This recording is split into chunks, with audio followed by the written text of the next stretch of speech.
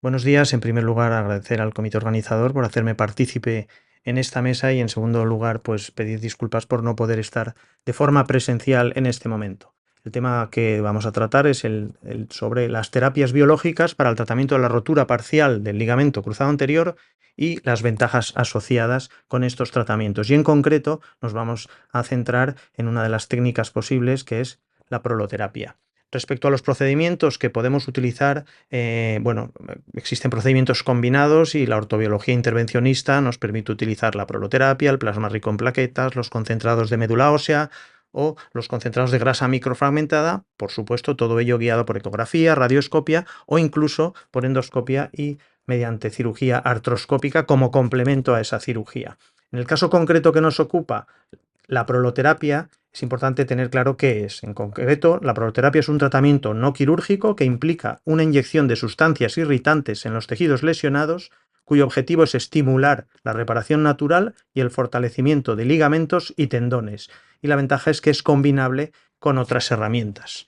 En cuanto a la manera en que deberíamos aproximarnos a la proloterapia, supone un cambio de paradigma porque asume que la causa principal del dolor musculoesquelético es la inestabilidad articular que empeora con el paso de los años. Y todo esto es aplicable a las lesiones, cualquier tipo de lesión del sistema musculoesquelético. En general, este es el tipo de paciente que se presenta con una rotura parcial. Muchas de las veces el paciente no es consciente de ello, una rotura parcial del ligamento cruzado con un dolor difuso. A veces no tiene claramente una inestabilidad subjetiva y una resonancia magnética normal. En este caso hemos visto que tiene un cajón anterior y una inestabilidad medial.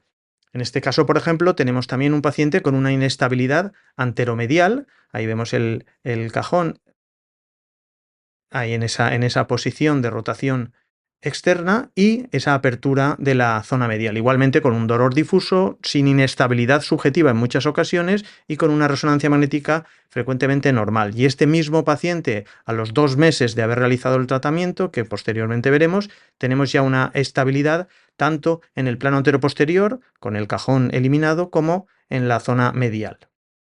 A nivel práctico sería como considerar esos ligamentos como las bisagras de un armario que se han ido aflojando, y lo que haríamos realmente es apretar esos tornillos de esa bisagra. En el fondo, eso es lo que conseguimos con el tratamiento de la proloterapia, el tensar de manera global los distintos ligamentos que puedan estar lesionados o laxos. En cuanto a la comparación, para centrarnos también un poco respecto a la proloterapia frente a las otras opciones que tenemos con el plasma rico en plaquetas, que no son incompatibles y que a veces se utilizan de manera combinada, en el caso de la proloterapia en concreto, provocamos una estimulación de la respuesta inflamatoria y el objetivo fundamental, y lo que conseguimos, es una reestructuración de ligamentos y de tendones y una disminución final de la inestabilidad articular, que es lo que hace conseguir esa protección añadida a la rodilla. En el caso del plasma rico en plaqueta, una parte importante de su mecanismo es la reducción de citoquinas proinflamatorias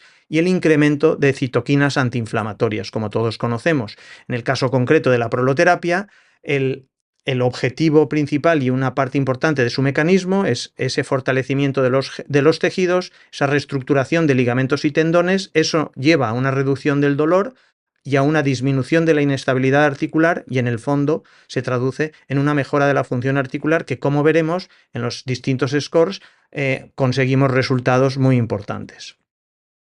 Respecto a la proloterapia, muchas veces se le ha echado en cara el que no exista evidencia, pero a día de hoy eso no es real, porque ya existen múltiples estudios tipo revisiones sistemáticas, metaanálisis o ensayos clínicos randomizados. Si vamos en una búsqueda de los últimos días sobre proloterapia, revisiones sistemáticas, pues bueno, ya podemos encontrar en los últimos años más de 40 o 42 artículos al respecto. Proloterapia y metaanálisis, 23 artículos de las distintas áreas anatómicas, no solo centradas a nivel de la rodilla. Proloterapia y ensayos clínicos randomizados, que son los que realmente aportan un valor importante a la investigación, pues también el número progresivamente y sobre todo en los últimos años va creciendo. Si alguno tiene especial interés, que yo os animo, pues bueno, a partir de un congreso en el que me animaron los compañeros a escribir al respecto, pues pude editar este libro que os recomiendo, por supuesto.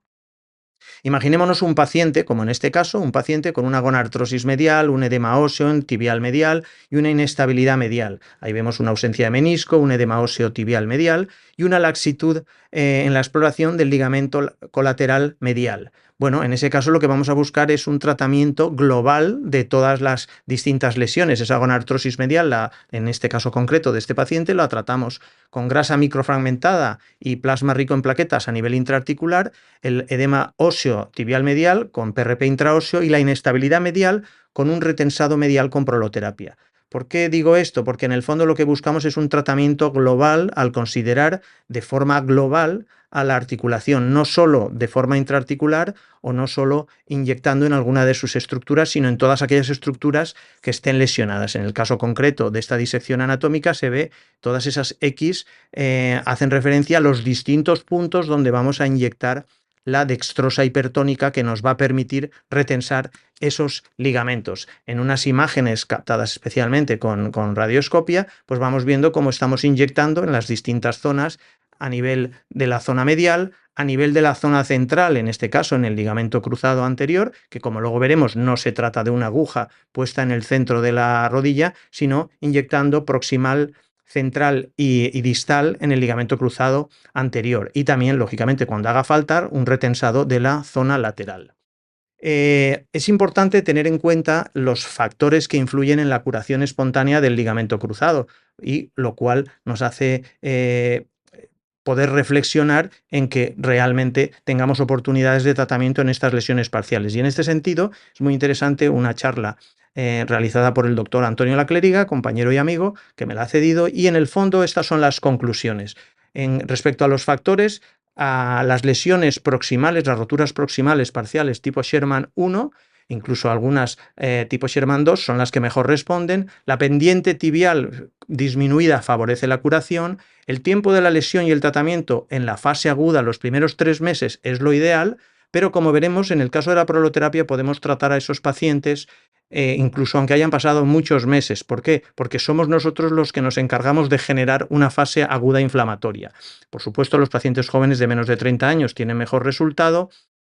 Mejor todavía si hay un superior a un 50% de integridad del ligamento y mejor todavía si se preservan los elementos neurovasculares de esos ligamentos.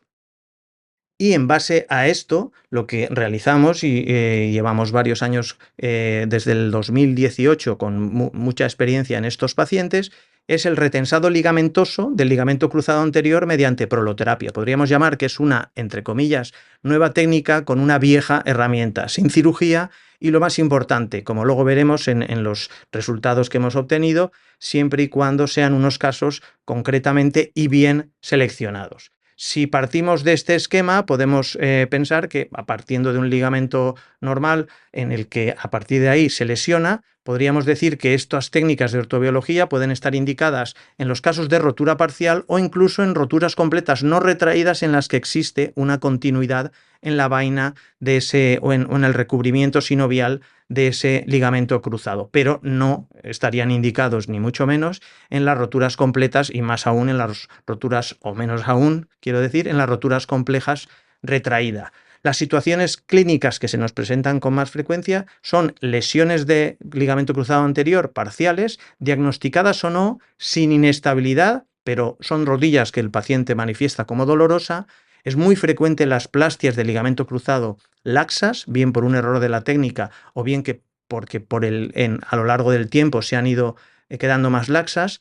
Es frecuente también en rodillas postmeniscectomías dolorosas, que en el fondo ese dolor es por la inestabilidad residual de una lesión de ligamento cruzado y muchas veces de los ligamentos laterales que no se trató en su momento. Y ese grupo de pacientes que han tenido múltiples esguinces de rodilla o lo que a veces llaman los pacientes esguinces mal curados. En la exploración física destaca las maniobras del ligamento cruzado anterior positivas, el cajón anterior fundamentalmente, y generalmente las maniobras de resalte rotatorio son negativas. En cuanto a la resonancia, la mayor parte de las veces, el 80%, se informan como resonancias normales y un 20% aproximadamente los radiólogos y la imagen de resonancia es de una lesión parcial del ligamento cruzado. Esta es una visión lateral de la técnica cuando nosotros inyectamos y podemos, si al principio, sobre todo cuando no hay mucha experiencia, confirmar que estamos en la zona del ligamento cruzado anterior mediante la radioscopia e inyectando contraste radiológico. En este caso es ya una visión directa frontal, que la mayoría de las veces cuando ya se tiene experiencia se nota la resistencia que presenta ese ligamento a la inyección y no siempre hace falta el contraste radiológico. En este caso es una paciente, mujer de 39 años, corredora amateur habitual, que aquí tenemos dibujadas estructuras. ¿Por qué? Porque comparando con la otra rodilla tenía una inestabilidad antero-lateral, es decir, ligamento cruzado y ligamentos laterales. Y aquí a los 3 meses y medio después del tratamiento vemos que el cajón y la inestabilidad anterolateral se ha solucionado fácilmente. En algunos casos hace falta también, son pacientes que por otra razón pueden tener una lesión meniscal que precisa de cirugía, y si además tienen una lesión, como en este caso que es una aplastia laxa, pues se aprovecha el procedimiento quirúrgico como el inicio del tratamiento con proloterapia, porque generalmente, como veremos, suele necesitar de varias sesiones el tratamiento para poder retensar los ligamentos. Aquí vemos el caso de una paciente en la que tenía una inestabilidad medial y una inestabilidad antero-posterior, en la cual se tratará el ligamento cruzado anterior y el ligamento lateral interno. Este es el caso también de otro paciente en el que, como vemos, tenía una lesión previa al tratamiento con un cajón importante, y a los 3 meses, ahora, bueno, podemos ver en este caso también que tiene un bostezo medial, y ahí vemos que comparando con la otra rodilla, que es lo importante, el ver si realmente la otra rodilla no presenta el cajón que estamos viendo, y tampoco presentaba, como veremos, la inestabilidad medial, que ahí vemos que en extensión completa pues la rodilla no se abre. En este caso, a los 3 meses post tratamiento, vemos que la inestabilidad anteroposterior se ha solucionado, y también la inestabilidad medial podemos ver que se ha solucionado igualmente con el tratamiento de 3 sesiones de proloterapia. Y en el grupo de estudio que hemos podido ir realizando en los últimos años, fundamentalmente con un seguimiento entre el 2018 y el 2023, un grupo de edad media de 28 años, con prácticamente la mitad varones y la mitad mujeres, un tiempo desde la lesión hasta el inicio del tratamiento de casi 12 meses, es decir, son lesiones ya crónicas, pero que iniciamos un tratamiento provocando una inflamación controlada de forma aguda por nosotros. El tipo de lesión es importante que sea, como hemos dicho, una lesión parcial. Los índices pre-IKDC y post-IKDC con una mejoría claramente significativa. El número de sesiones ronda en torno a 3, algunos pacientes han necesitado alguna sesión más, seguimiento de casi año y medio, eventos adversos mínimos, y en la mayoría de pacientes, como vemos en esta diapositiva, en la mayoría de pacientes existió el tratamiento asociado no solo del ligamento cruzado anterior, sino también del ligamento lateral interno o lateral externo. Y por tanto yo destacaría que la selección para este tipo de tratamiento deben ser pacientes de lesión parcial y generalmente también con lesiones asociadas, como hemos visto en la exploración, y que deben ser tratadas para conseguir unos resultados como los que hemos tenido la oportunidad de conseguir. En algunos casos pues podemos realizar resonancias, pero no es lo habitual en nuestro ambiente que nos permitan hacer una resonancia a posteriori, y vamos viendo cómo la imagen de resonancia mejora claramente, incluso descrita como normalidad con leves focos contusivos por parte de los radiólogos. Como resumen, diría que cada herramienta tiene su indicación y su técnica y su forma de usar, y que para obtener resultados satisfactorios y reproducibles y asegurar la seguridad de la técnica es esencial un correcto aprendizaje y aplicación de la misma. Sin más, daros las gracias y animaros a empezar con esta técnica que, como habéis visto, en casos seleccionados de roturas parciales, puede tener unos resultados muy satisfactorios en un tiempo muy razonable, de 2 a 3 meses desde que termina el tratamiento, y con una media de 3 sesiones. Muchas gracias.